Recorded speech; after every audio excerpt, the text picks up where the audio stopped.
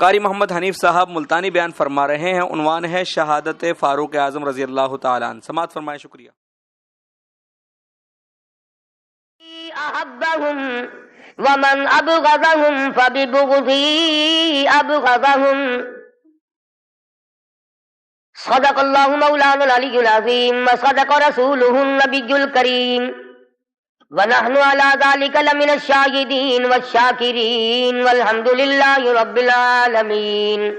اللهم صل على محمد وعلى آل محمد كما صليت على إبراهيم وعلى آل إبراهيم إنك حميد مجيد۔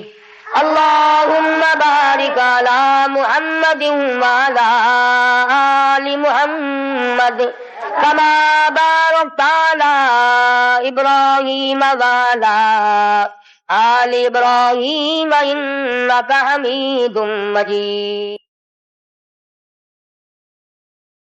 آپ حضرات جگر گوشہ رسول، نواسہ رسول سیدہ فاطمۃ الزہرا رضی اللہ تعالی عنہا کے دقِ جگر، تمام سنیوں کے محبوب ترین سیدنا حسن اور حسین رضی اللہ تعالی عنہما کی شہادت سننے اور ریکارڈ کرنے کے لیے تشریف لائے ہیں۔ مجھے پتا ہے ہم نے یہ پروگرام بنا رکھا ہے کہ ہم آنے والے وقت میں ہر جلیل القدر صحابی کا ذکر کریں، جن کا ذکر باعث نجات بھی ہے اور باعث برکت بھی ہے۔ تو سیدنا عثمان ذی النورین رضی اللہ تعالی عنہ کی ذات اقدس پر 2 جمعے خرچ ہو گئے تھے، پھر بھی مضمون تشنا لب تھا، میں ابھی وہ تطبیق نہ دے سکا تھا جو میدان کربلا سے سیدنا عثمان ذی النورین کے گھر کو تطبیق دیتا۔ اس کے بعد تاریخ آتی ہے 1 محرم الحرام کو امیر المومنین خلیفۃ المسلمین قاتل المشرکین والزندیقین والمنافقین سیدنا فاروق اعظم سبقید رضی اللہ تعالی عنہ کی۔ تو اتنے جلیل القدر صحابی کو چھوڑنا تو مناسب نہیں، پہلے بڑوں کا ذکر ہوگا انشاءاللہ۔ طبیعت تو آج بھی ٹھیک نہیں، اللہ پاک توفیق دے گا، سیدنا امام حسین رضی اللہ تعالی عنہ کی شہادت آئندہ جمعہ آپ حضرات کے سامنے آئے گی۔ یہ کوئی فرض اور واجب نہیں کہ 10 محرم سے پہلے پہلے کی جائے، وہ 11ویں محرم ہوگی۔ میں اس جلیل القدر عظیم ترین آدمی کا ذکر کیوں نہ کروں جس کو محبوب دو عالم صلی اللہ علیہ وسلم نے آج بھی اپنے سینے سے لگا رکھا ہے۔ اگر میں یوں کہوں کہ چند انگل کا فاصلہ، چند انگشت کا فاصلہ ہو تو ہو، ورنہ بعید کوئی فاصلہ نہیں رسول اکرم صلی اللہ علیہ وسلم میں اور سیدنا فاروق اعظم رضی اللہ تعالی عنہ میں۔ تمہیں اگر میری بات پر یقین نہ آئے، یہ جتنے حاجی تشریف لائے ان سب سے پوچھو یہ وہاں کس کس سے مل کے آئے۔ سیدنا فاروق اعظم رضی اللہ تعالی عنہ کی ذات وہ عظیم ذات ہے، اللہ کے نبی نے اللہ پاک جل شانہ سے جھولی پھیلا کر مانگ کے لیا ہے۔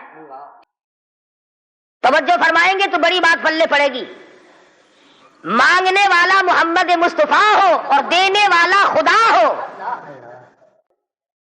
امام الانبیاء نے اپنی حیثیت کے مطابق مانگا ہوگا اور خدا نے اپنی حیثیت کے مطابق دیا ہوگا۔ مانگنے والا بھی دیکھے اور دینے والا بھی دیکھے، پھر پتا چلے گا آپ کو کہ جو چیز مانگی ہے وہ کتنی بڑی ہے اور اللہ نے جو چیز دی ہے وہ کتنی بڑی چیز ہے۔ میں اور آپ کسی سے مانگیں گے 2-4 روپے، 200-400 روپے مانگیں گے، رشتہ ناتا مانگیں گے، دھن دولت مانگیں گے۔ اس نبی نے مانگا، اللہ پاک نے فرمایا میرے محبوب اگر آپ چاہیں تو میں آپ کے منہ مبارک کے لعاب کو سونا بنا دوں۔ اس نبی نے مانگا، کالی کملی والی ذات نے مانگا، شہنشاہ کائنات نے مانگا، اور یوں کہہ کر کے مانگا الہی تیرا دین کمزور ہے، تیرا اسلام کمزور ہے، تاب کے بیٹے کو میرا ساتھی بنا دے، تیرے دین میں جان پڑ جائے گی۔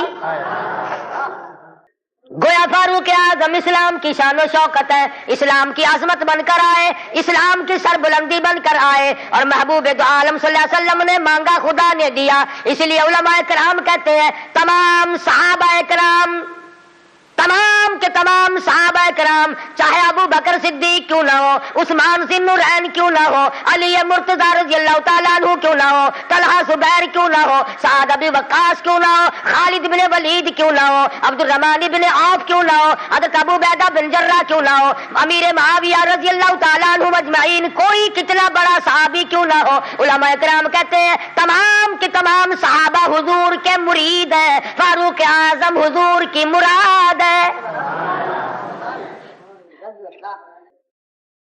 نقطوں سے شان کا پتہ چلتا ہے۔ ایک دن سیدہ عائشہ صدیقہ اور سیدہ فاطمہ الزہرا رضی اللہ تعالی عنہا ماں بیٹی بیٹھی ہوئی تھی۔ آج ہماری عورتیں تو دنیاوی ضروریات کی گپیں ماریں گی، تیرا سوٹ کیسا، میرے جوتے کیسے، تیری چوڑیاں کیسی، تیرا زیور کیسا، تیرا خامن کیسا، تجھے کتنا خرچہ ملتا ہے۔ نبی کریم صلی اللہ علیہ وسلم کے گھرانے کا حال دیکھو۔ سیدہ فاطمہ الزہرا اور سیدہ عائشہ صدیقہ میں گفتگو چل پڑی۔ فاطمہ الزہرا رضی اللہ تعالیٰ عنہ فرمانے لگی امی جان میرا درجہ بڑا ہے، میں نبی کی بیٹی ہوں، آپ صحابی کی بیٹی ہیں۔ میں نبی کی بیٹی ہوں بلکہ امام الانبیاء کی بیٹی ہوں، شہنشاہ کائنات صلی اللہ علیہ وسلم کی بیٹی ہوں، آپ ابو بکر صدیق کی بیٹی ہیں۔ ذہانت تو دیکھیے، علم تو دیکھیے عائشہ صدیقہ رضی اللہ تعالیٰ عنہا کا۔ خدا کی قسم، جس کو خدا کے سلام آئے، جن کو جبریل کے سلام آئے، حضور جن کی جھولی میں ہو تو قرآن اترے۔ سیدہ عائشہ صدیقہ فرمانے لگی بالکل بیٹی ٹھیک ہے، بے شک مانتی ہوں تیرا درجہ بڑا ہے، آپ شہنشاہ کائنات کی بیٹی ہے، امام الانبیاء کی بیٹی ہے، محمد الرسول اللہ کی بیٹی ہے، آپ کالی کملی والے صلی اللہ علیہ وسلم کی بیٹی ہے، میں ابو بکر صدیق صحابی کی بیٹی ہوں، بالکل ٹھیک ہے، مگر یہ رشتے ناتے دنیا کے ہیں، لخت جگر میں نے تیرے ابا سے سنا، شہنشاہ کائنات صلی اللہ علیہ وسلم سے سنا، جس عورت کا نکاح جس آدمی کے ساتھ ہوگا قیامت میں اسی کے ساتھ اٹھے گی، اسی کا پلہ پکڑ کے جنت میں جائے گی، تو خاتون جنت ہے فاطمہ۔ میں نے تیرے ابا سے سنا ہے اس بات کے مطابق جس وقت جنت کا داخلہ ہوگا تیرے ہاتھ میں علی مرتضی کا ہاتھ ہوگا، میرے ہاتھ میں امام الانبیاء کا ہاتھ ہوگا۔ میں اپنے خامن کے ساتھ جنت میں جاؤں گی، آپ اپنے خامن کے ساتھ جنت میں جائیں گی۔ تو ان حضرات کے یہاں تو گفتگو بھی اس قسم کی تھی۔ فاروق اعظم رضی اللہ تعالی عنہ آپ صلی اللہ علیہ وسلم کی مراد مانگ کے لیا، ایسے وقت میں مانگا جب مسلمان پریشان تھے، مسلمانوں کو اپنا ایمان اظہار کرنے کا موقع نہیں تھا، مخفی اسلام رکھتے تھے۔ یہ اسلام کا شیر آیا، بہادر آیا تو تمام صحابہ کرام، بعض نے لکھا ہے جس دن فاروق اعظم مسلمان ہوئے اللہ کی دھرتی پہ آسمان کے نیچے کل 14 مسلمان تھے، اور ایک روایت یہ ہے کہ 39 مرد عورت پہلے تھے، 40 میں فاروق اعظم ہے، پھر بھی لمبی چوڑی کوئی بات نہیں۔ اور ایمان لانے کا سبب بھی بڑا عجیب بنا ہے، کفر میں بڑے پکے تھے، پکا آدمی ہر جگہ پکا ہوتا ہے، ڈھلا آدمی ہر جگہ ڈھلا ہوتا ہے۔ حضور صلی اللہ علیہ وسلم کے بارے میں خیال ہوا کہ یہ شاعر ہے، قرآن کریم پڑھتے ہوئے سنا، تردید ہوتی چلی گئی۔ کفار مکہ اکٹھے ہوئے، کہنے لگے نبی کی تحریک کو ختم کرو، نبوت کو قتل کر دو، امام الانبیاء صلی اللہ علیہ وسلم کو قتل کر ڈالو، یہ تحریک ختم ہو جائے گی، دین ختم ہو جائے گا، اسلام ختم ہو جائے گا۔ مشورہ ہوا آپس میں بیٹھ کر اس کام کو کون کرے، سارے مکے والوں نے اتفاق کیا خطاب کا بیٹا کر سکتا ہے۔ پتہ چلا کہ کافر بھی بڑا بہادر شمار کرتے تھے، اپنے ذمے لے لیا، تلوار لی، چل پڑے قتل کے پروگرام سے، ارادے سے۔ صحابی راستے میں ملے، انہوں نے تیور بدلے ہوئے دیکھے تو گھر کا راستہ پھیر دیا، کہا کہ تیری بہن اور بہنوئی دونوں مسلمان ہو چکے ہیں، تمہارے گھر میں دین داخل ہو چکا ہے، اسی وقت طبیعت میں مزید جلال آ گیا، میرے گھر میں دین آ گیا، ایمان آ گیا، اسلام آ گیا۔ دروازے پہ جا کے دستک دی، دروازہ زور سے کھٹکھٹایا، بہن سمجھ گئی میرا بھائی آ گیا جو ابھی کفر میں ڈوبا ہوا ہے۔ صحابی قرآن کریم پڑھا رہا ہے، میاں بیوی کو یاد کرا رہا ہے۔ آج میاں بیوی تو مل کر کیا قرآن یاد کریں گے، اولاد کو قرآن کریم پڑھانے کے لیے آج کا مسلمان تیار نہیں۔ صحابی کو چھپا دیا، اندر داخل ہوئے، پوچھا تم کیا کر رہے تھے، کیا پڑھ رہے تھے؟ فوراً جواب دیا اور کہہ اٹھے تجھے کیا مطلب ہے؟ پکڑا ہے بہنوئی کو، مارا مارا، مار مار کے بے ہوش بنا دیا۔ بہن اٹھی، کہنے لگی ہے عمر آج کیا اپنی بہن کو بیوہ کرنے کا ارادہ ہے؟ اجاڑنے آئے ہو، بسے ہوئے گھر کو برباد کرنے آئے ہو۔ بہنوئی کو چھوڑ دیا، بہن کو پکڑ لیا، اتنا مارا، ناک سے خون جاری، آنکھوں سے خون جاری، منہ سے خون جاری، مارا ہے اپنے دین کی وجہ سے۔ اللہ پاک نے بہن کو توفیق دی، وہ کہنے لگی ہے عمر دل سے نکال دی یہ بات کہ مار مار کے توحید کی امانت میرے سینے سے نکال دو گے، یہ تو خون کے قطرے قطرے میں بسی ہوئی ہے، رگ و ریشوں میں بس چکی ہے، تو مارتا تھک جائے گا، میں مار کھاتی نہ تھکوں گی۔ جس ماں کی چھاتی کا دودھ تو نے پی رکھا ہے، میں نے بھی اسی کا دودھ پی رکھا ہے، تیرا جتنا جی چاہے مار لے، ایمان کار کلمے کا انکار نہیں کیا جا سکتا۔ اس لیے شاعر کہتا بہن بولی عمر ہم کو اگر تو مار بھی ڈالے، شکنجوں میں کسیا بوٹیاں کتوں پہ نچوا دے، جو تیرا جی چاہے کر گزر۔ میرے ایمان کی یہ کیفیت ہے، ہم اپنے دین حق سے ہرگز پھر نہیں سکتے، بلندی معرفت کی مل گئی ہے گر نہیں سکتے۔ جو تیرا جی چاہے کر گزر، قیمہ بنا سکتے ہو، بالکل جان ختم کر سکتے ہو، پر ایمان کا دامن نہیں چھڑا سکتے۔ عورت ذات اور حالت یہ ہے بہن سے نام حق، آنکھوں سے آنسو منہ سے خون جاری، عمر کے دل پہ اس نقشے سے عبرت ہو گئی تاری۔ سوچتے ہیں میرے سامنے کبھی بولی نہیں، آج کیسے بول رہی ہے؟ کیا بات ہے؟ بھائی سے ڈر جانے والی بہن، روب کھانے والی بہن، کبھی میرے سامنے کلام نہیں کیا۔ کس چیز نے آج اتنی طاقت دے دی، جرأت دے دی، شجاعت دے دی، بہادری دے دی، اسپرٹ داخل کر دی، آج مجھے چیلنج کر رہی ہے، علل اعلان کرتی ہے تو مارتا جا میں مار کھاتی جاؤں گی۔ پیچھے کو ہٹ کر بیٹھ گئے اور کہنے لگے کہ فاطمہ میری بہن اب تو وہ دکھا دے تم کیا پڑھ رہی تھی۔ ایسے وقت میں بھی قرآن کریم کا تقدس ملحوظ ہے۔ پاکستان کے مسلمانوں تم نے اخبارات میں پڑھا سنا، شرم نہیں آئی؟ 15 شہروں میں قرآن کریم کی توہین کی گئی، اللہ کے قرآن پہ پخانے کیے گئے، گندگی میں پھینکا گیا، جلایا گیا۔ آج اللہ کا قرآن میرے تیرے دروازے پہ کرلاتا پھرتا ہے، روتا پھرتا ہے، اور مسلمانوں ہے کوئی میرا، او لوگا میری توہین ہو گئی۔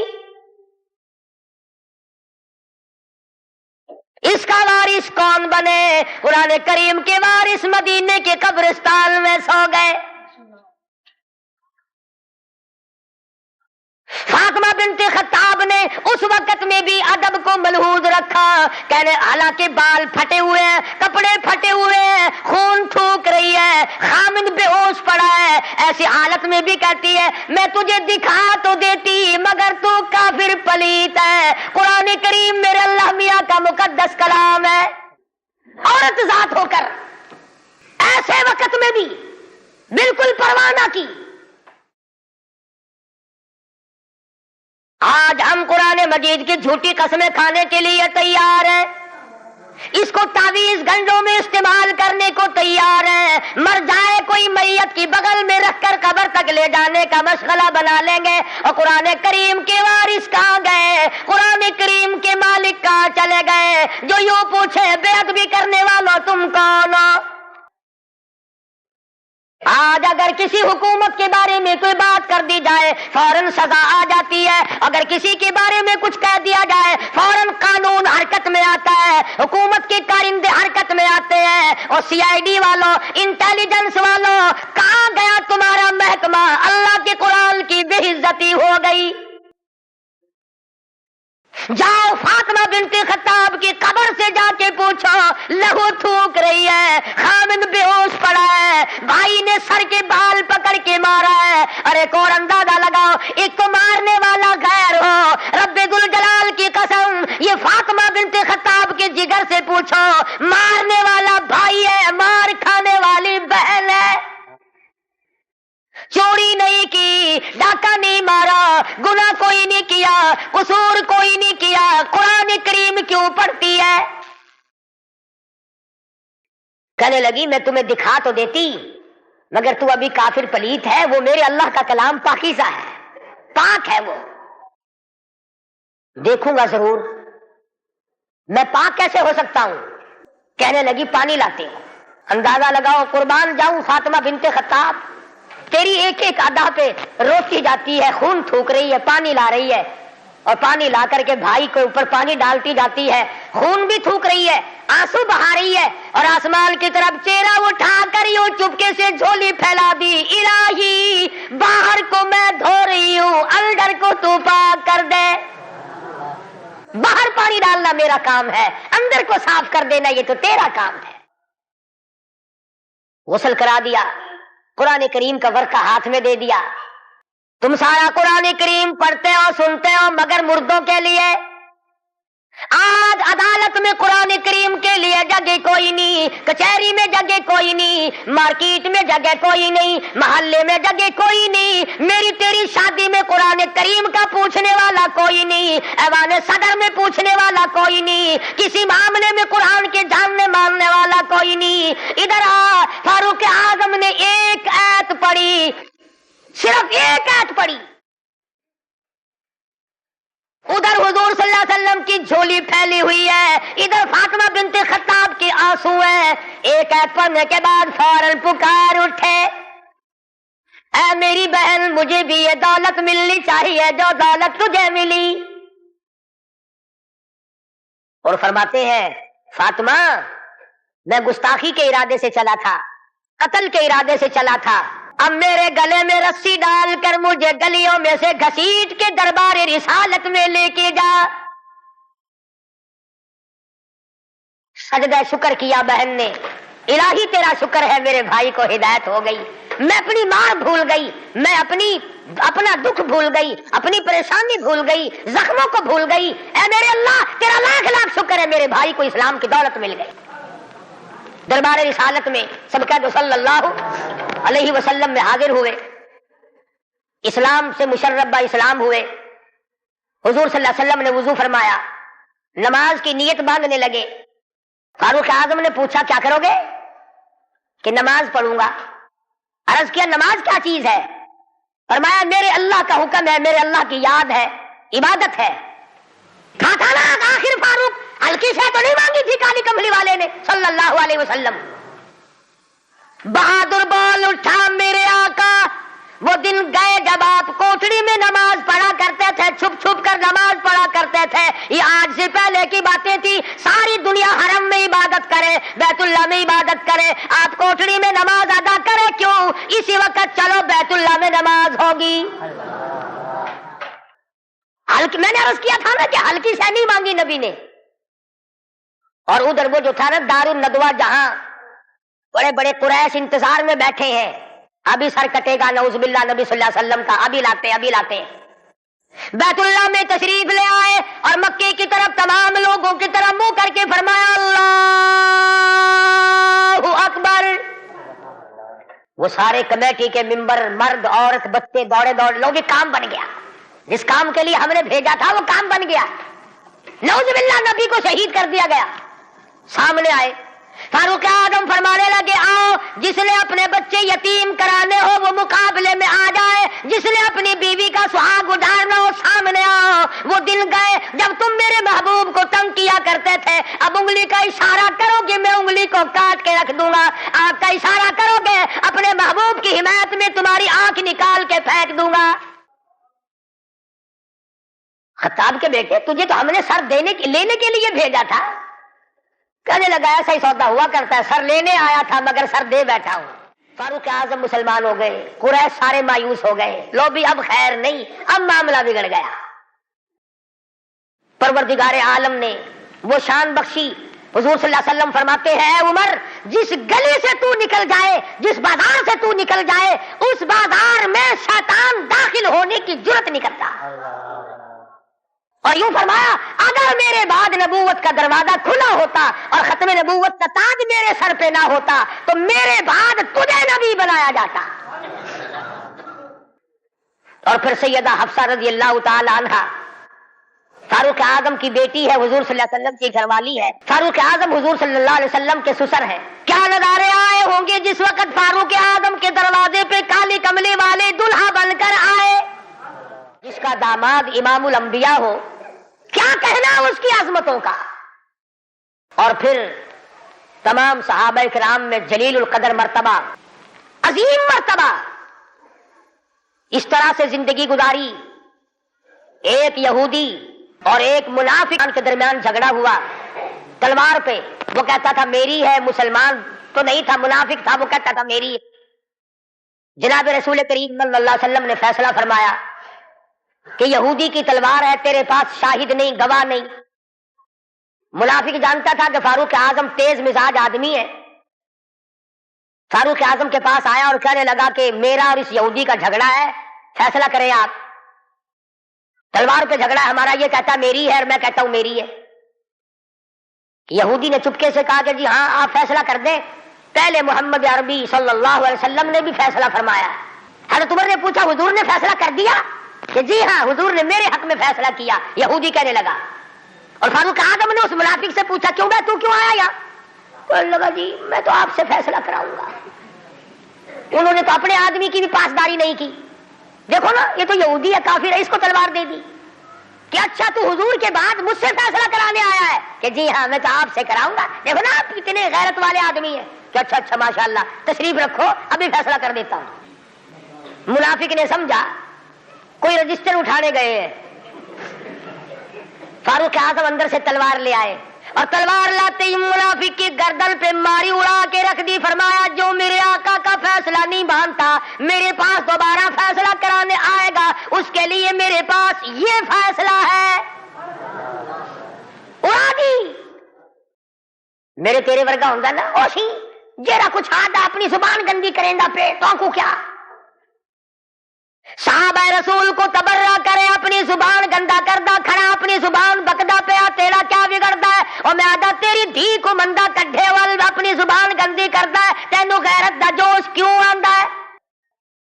تجھے بہن کی گالی دے پھر بھی تو زبان گندی ہے, تجھے بیٹی کی گالی دے دے پھر بھی تو زبان گندی ہے, تجھے ماں کی گالی نکال دے پھر بھی زبان گندی ہے. تو قتل کر دیتا ہے, قتل ہو جاتا ہے, ہوش کھو بیٹھتا ہے غیرت کا مارا. اور رب ذوالجلال کی قسم میری تمہاری کروڑوں بیٹیوں کی آبرو قربان کر دو سیدہ عائشہ صدیقہ کے جوتے مبارک پہ. کیوں گالی دے کوئی کسی کو؟ کہاں سے جرت آ گئی؟ کیوں جرت کرتا ہے کوئی کسی صحابی کو یا کسی صحابیہ کو گالی دینے کی؟ وہ مذہب کس کام کا جس میں گالیاں دی جائے؟ وہ مذہب ہے کوئی؟ وہ عبادت ہے کوئی جس میں گالی ہو, سب و ستم ہو, تبرہ ہو؟ آج اگر کسی مغلیہ خاندان کے فرزند کی حکومت ہوتی ہم پھر دیکھتے کہ کون ہے امیر معاویہ کو سب و ستم کرنے والا اور کون ہے اما عائشہ کو بھونکنے والا. اور میرا ایمان ہے, میں یہ جوش دلانے کے لیے نہیں کہتا, میرا ایمان ہے جس کان نے صحابہ کرام کا تبرہ سنا یا اپنی اماں کی شان میں گستاخی سنی؟ جب تو 50,000 سال کا پیاسا ہوگا، تیری آنکھ نے پانی نہیں دیکھا ہوگا، نہ ندی نہ نالا نہ چشمہ نہ کنواں نہ سمندر نہ دریا، سوا نیزے پہ سورج ہوگا اور 50,000 سال کا ایک دن گزرے گا، اور جب تو کالی کملی والے صلی اللہ علیہ وسلم کے دربار میں حوض کوثر پہ جائے گا، میرا ایمان ہے اماں ایسا تیرا دامن پکڑ کر جھٹک کے پوچھیں گی، بیٹا تو ہی تھا جو میری شان میں گالیاں سنا کرتا تھا؟ تماشا نہیں ہے، دین ہے دین۔ سیدنا فاروق اعظم رضی اللہ تعالی عنہ ان عظیم ہستیوں میں سے ہیں جنہوں نے اپنے دور خلافت میں اسلام کے نام پر 18,000 شہر فتح کیے، 18,000 شہر فتح کیے۔ کوئی مائی کا لال ایسا کام قیامت تو آ سکتی ہے مگر فاروق اعظم کی طرح تو فتح تو کر کے دکھائے۔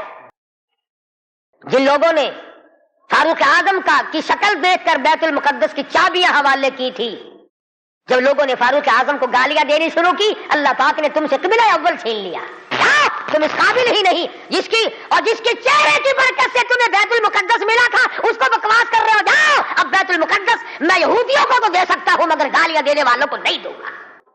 بڑی عظمت کے مالک ہیں سیدنا فاروق اعظم رضی اللہ تعالیٰ عنہ، جنہوں نے اپنے دور خلافت میں وہ عدل کیا۔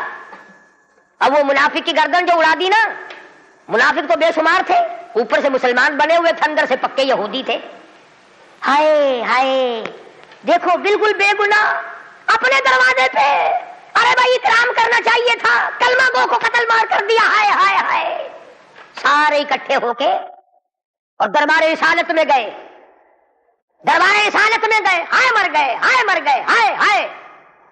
حضور صلی اللہ علیہ وسلم نے پوچھا کیا ہوا؟ اجی بس وہ تمہارا ہے نا، وہ کون؟ اجی وہ بڑا، آپ نے بڑا بنا رکھا ہے نا اسے، کون؟ اجی وہ ہے نا جس کو فاروق اعظم کہتے ہیں، عمر۔ ہاں حضور صلی اللہ علیہ وسلم نے فرمایا ہاں ہاں کیا بات ہے، بالکل بے گناہ، بے قصور، بے خطا، بڑا نیک آدمی، حاجی غازی نمازی، تلوار ماری گردن اڑا دی مسلمان کی۔ ہاں یہی تو دکھ ہوا، مسلمان کو مار دیا، بدلہ دلواؤ جلدی کرو۔ انہوں نے سوچا چلو ہمارا تو ایک کمینہ گیا پر بدلے میں فاروق اعظم کو قتل کریں گے۔ امام الانبیاء محبوب کبریا حضرت محمد مصطفیٰ صلی اللہ تعالی علیہ وسلم نے فاروق اعظم کو بلا بھیجا، بلا کے فرمایا اے فاروق یہ کیا بات کہہ رہے ہیں، کہتے ایک مسلمان کو آپ نے قتل کر دیا بغیر کسی وجہ کے۔ فاروق اعظم پریشان ہوئے، میں اب کیا کروں؟ ادھر سے جبریل امین قرآن لے کر آ گیا، فلا وربک۔ لوگوں وہ کتنی بڑی شان کے مالک ہوں گے جن کی ضرورتوں کے مطابق قرآن اترا۔ فلا وربک، اے میرے محبوب تیرے رب کی قسم، مجھے اپنی قدرت کاملہ کی قسم، مجھے اپنی الوہیت کی قسم، مجھے اپنے جلال کی قسم، مجھے اپنی پروردگاری کی قسم، لا یؤمنون، اس وقت تک کوئی مسلمان ہو ہی نہیں سکتا، مسلمان بن ہی نہیں سکتا، حتی یحکموک فیما شجر بینہم۔ اور میرے محبوب جو تیرے فیصلے کو پلٹ دے، جو تیرا فیصلہ نہ مانے وہ مسلمان کہے گا۔ میں خدا قسم کھاتا ہوں فاروق نے مسلمان نہیں مارا بلکہ یہودی منافق مارا ہے۔ جب قرآن کریم آ گیا بڑے بھاگے وہاں سے کپڑے جھاڑتے ہوئے کہنے لگے توبہ توبہ، اس کی تو آسمانوں تک بات جاتی ہے، آسمانوں تک۔ وہ فاروق بیت اللہ میں مدنی کریم صلی اللہ علیہ وسلم تشریف فرمائے، عرض کیا میرے آقا میرا دل چاہتا ہے کہ مقام ابراہیم پہ 2 رکعات پڑھا کروں۔ فرمانے لگے عمر اللہ کے امر کے بغیر میں تو سانس نہیں لیتا۔ اسی وقت قرآن کریم آ گیا، واتخذوا من مقام ابراہیم مصلی۔ 17 مقام ایسے ہیں، یاد کر لیا کرو کوئی بات۔ پیسے تو تمہارے بڑے یاد رہتے، میرے بینک میں کتنے ہیں، فلاں سے کتنے لینے ہیں، مسئلے یاد نہیں رہتے۔ 17 مقام ایسے ہیں جو فاروق اعظم نے فرش پہ چاہا، میرے اللہ نے عرش پہ وہی چاہا۔ فاروق کی تمنا کے مطابق قرآن اترا، پردے کے مسئلے میں، بدر کے قیدیوں کے مسئلے میں، مقام ابراہیم پر نماز کے مسئلے میں، منافق کے قتل کے مسئلے میں، کتنی مقامات آتے ہیں قرآن کریم میں جو فاروق اعظم نے خدا کی زمین پہ چاہا، اللہ نے اسی کو پسند کر کے عرش پہ چاہا۔ اتنا بڑا آدمی ہے جس کی چاہت عرش والے سے مل جائے، اور پھر ساری زندگی انصاف کیا، اس قسم کا عدل کیا، اس قسم کا انصاف کیا کہ دنیا شاہد ہے، اولاد کی تربیت کی ہے، اپنی اولاد کو سنبھالا ہے۔ حکومت ہے فاروق اعظم کی رضی اللہ تعالیٰ عنہ۔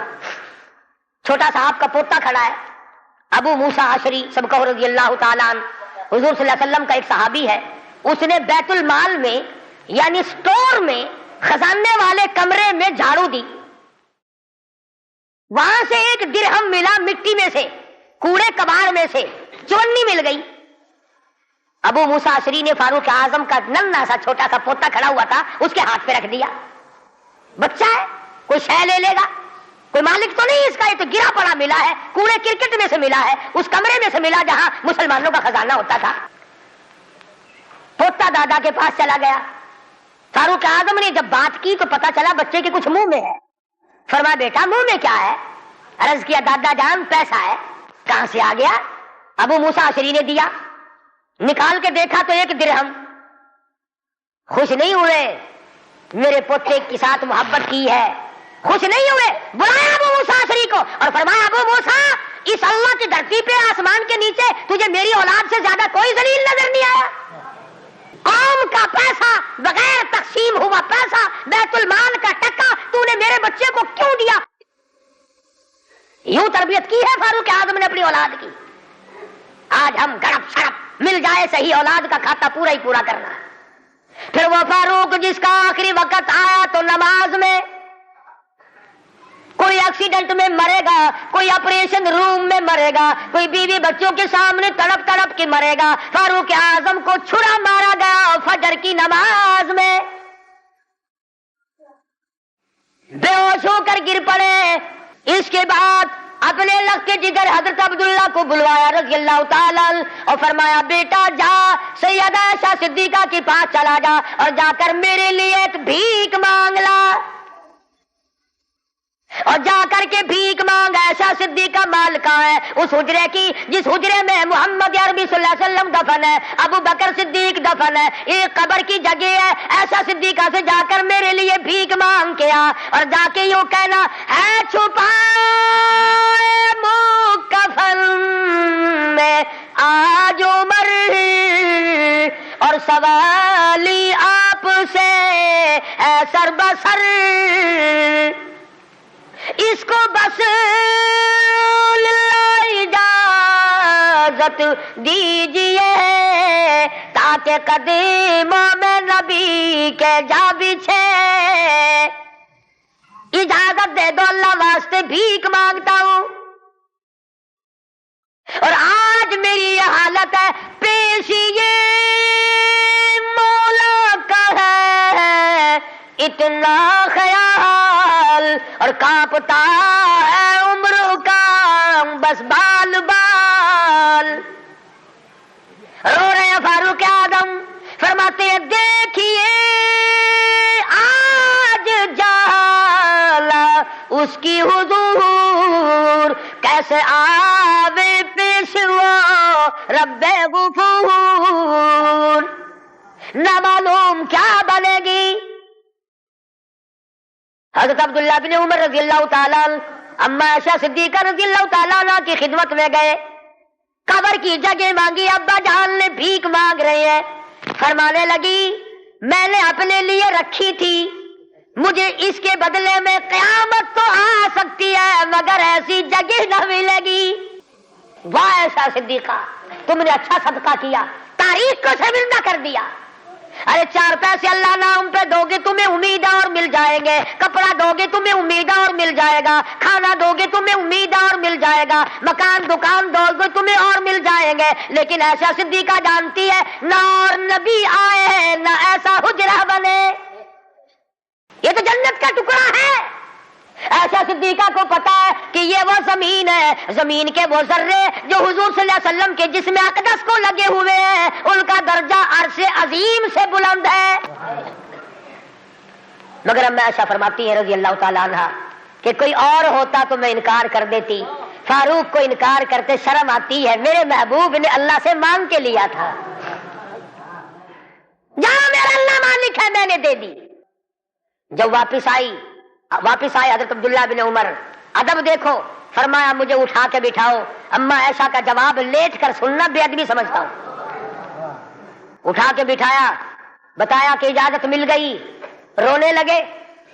انصاف کا دم بھرنے والوں، عدل کا نام لینے والوں، فاروق کا آخری انصاف دیکھو، آخری یوں فرمایا ابھی مجھے سانس آ جا رہے ہیں، جب میری روح پرواز کر جائے، جب میرا دم نکل جائے، مجھے غسل دے کر فارغ ہو جاؤ، جنازے کی تیار کر چکو، جب میرا منہ کفن میں چھپا سکو اور چھپا چکو، میرا جنازہ اٹھا کر اما عائشہ صدیقہ کے دروازے پہ لے جانا۔ کیوں؟ کیا کریں گے وہاں لے جا کر؟ فرمایا قیامت تک کے آنے والے لوگ یوں نہ کہیں زبردستی لے لی ہوگی، ورنہ ایسی جگہ کون دیا کرتا ہے؟ حکمران جو تھا 22 لاکھ مربع میل کا حکمران جو ہے، بادشاہ جو ہے 18,000 شہروں کا فاتح جو ہے، او میاں دبا کے لے لیا ہوگا، کون ایسی جگہ قبر کی جگہ دیا کرتا ہے؟ فرمایا جب میں نہ بول سکوں، میں خاموش ہو جاؤں ہمیشہ کے لیے، میری حکومت نہ رہے، میرا اقتدار نہ رہے، میری حکمرانی نہ رہے، منہ کفن میں چھپا ہوا ہو، اما عائشہ صدیقہ کے دروازے پہ رکھ دینا، پھر اجازت مانگنا کہ آج بھی اجازت پھر دو، اگر اجازت دے تو حضور صلی اللہ علیہ وسلم کی قبر کے برابر دفن کرنا، اگر اس وقت اجازت نہ دے تو جنت البقیع میں دفن کر دینا۔ کتنا بڑا انصاف ہے اور کس قدر خدا کا خوف ہے۔ فرمایا اگر وہ تم نے ایسا نہ کیا قیامت میں ڈر ہے کہیں شرمندہ نہ ہو جاؤ۔ جس نے ساری رات لوگوں کی چوکیداری کی، پہرے داری کی، جو اپنی پیٹھ پہ اٹھا کر آٹے اور کھجوروں کی بوریاں غربا کو لا کے دیتا تھا، جو یتیموں اور محتاج اور غریبوں کا کھانا پکایا کرتا تھا، جو فاروق اعظم کا انتقال ہوا مدینے کے یتیم روئے، مدینے کے بیوائیں روئی، محتاج روئے، اب کون ہماری خبر گیری کیا کرے گا؟ تو یکم محرم الحرام فاروق اعظم رضی اللہ تعالیٰ عنہ کی شہادت کا دن ہے۔ افسوس یہ ہے کہ ہمیں پتہ ہی نہیں کون شہید ہوا، کون عام موت مرا ہے۔ عثمان ذی النورین شہید مدینہ ہے رضی اللہ تعالیٰ عنہ، فاروق اعظم شہید مدینہ ہے، بلکہ شہید مسجد نبوی ہے۔ حضور صلی اللہ علیہ وسلم کے محراب پہ، حضور کے مصلی پہ کھڑے ہوئے فاروق اعظم کو چھرے مارے گئے۔ اور پھر اس سے بڑھ کر کیا پیار ہوگا؟ تم سارے قرآن کو ٹھیک ہے یاد رکھو، حدیثوں کو یاد رکھو، تاریخی واقعات کو یاد رکھو، اور جسے شک ہو، جسے یقین نہ ہو، وہ آج مدینے چلا جائے اور جا کے پوچھے کالی کملی والے یہ تیری بائیں طرف کون سویا ہوا ہے؟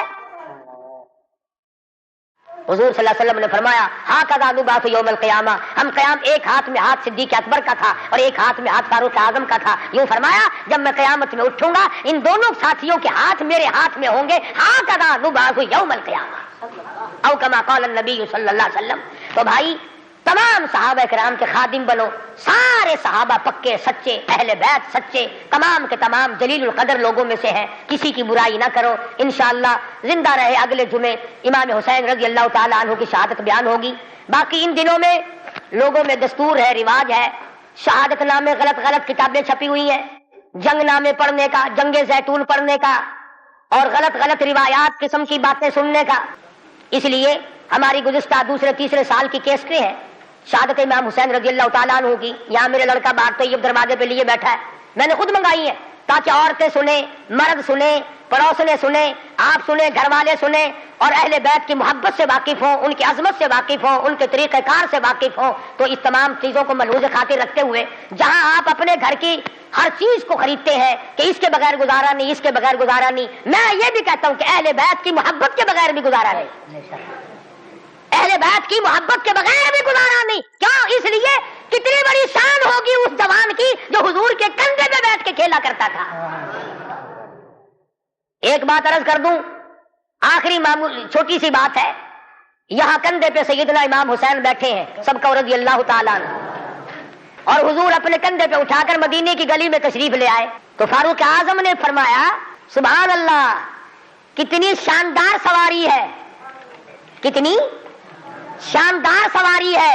تو حضور نے فرمایا اے عمر یوں بھی کہو نا کہ کتنا شاندار سوار ہے،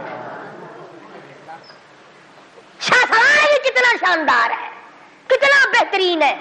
تو کیسٹ میں آپ کو سب کچھ ملے گا. اور میں ان میں انشاءاللہ بتاؤں گا کہ حسین کے کان میں اذان کس نے دی، حسین کے حلق میں گھٹی کس نے ڈالی، حسین کھیلتا کہاں تھا، حسین کی زندگی کس نے بنائی، تربیت کس نے کی، تعلیم کس نے دی، کس ماحول میں ہوئی. یہ انشاءاللہ آئندہ جمعہ سویرے سویرے آنا. باقی ان دنوں میں شہادت امام حسین کی کیسٹ لے جاؤ، خود سنو، ہوٹلوں پہ، دکانوں پہ، بیٹھکوں میں، گھروں میں بیٹھ کر سنو. صحابہ کرام اور اہل بیت کا ذکر محبت کے ساتھ ہوگا، یہ بھی اجر عظیم کا ذریعہ بنے گا. وآخر دعوانا ان الحمدللہ رب العالمین.